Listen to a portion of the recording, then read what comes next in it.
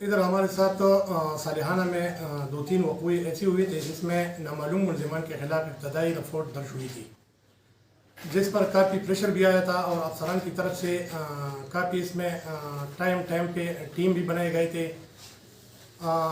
उसी टाइम की पुलिस अफसरान ने इसमें काफ़ी मेहनत करके इसमें मुख्तलिफ़ वसाइल और तकनीकी तरीक़ेकार को बरूकार लाती हुई इसमें असल मुलज़िमान तक रसाई हासिल करके जिसमें उसकी नॉमिनेशन हो गई थी।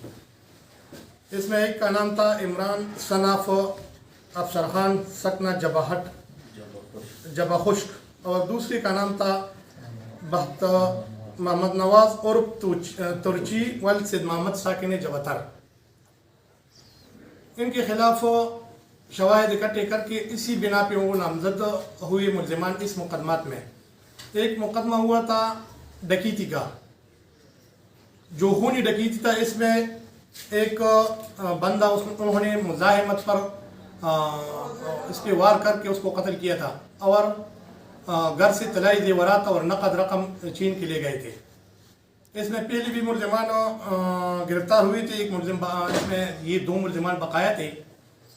बाकायदा उन्होंने अपने जुर्म का इतराफ़ भी किया है, आला कत्ल भी उनसे बरामद हुई है और उसके हिस्से की जितनी भी रकम थी वो भी उनसे बरामद हुआ है, जो आपके सामने पड़ी है अभी। इसके अलावा साजिद वसीम एडवोकेट्स उनकी केस पे नामालूम मुलज़िमान के ख़िलाफ़ FIR दर्ज हुई थी, जिसमें आपको पता है कि वक्तन फ़वक्तन वकला साहिबान की तरफ से काफ़ी प्रेशर भी आया था और रोड बंदी भी हुई थी, जिसमें भी उसी टाइम पर पुलिस अफसरान ने काफ़ी मेहनत करके असल मुलज़िमान तक रसाई हासिल किया था।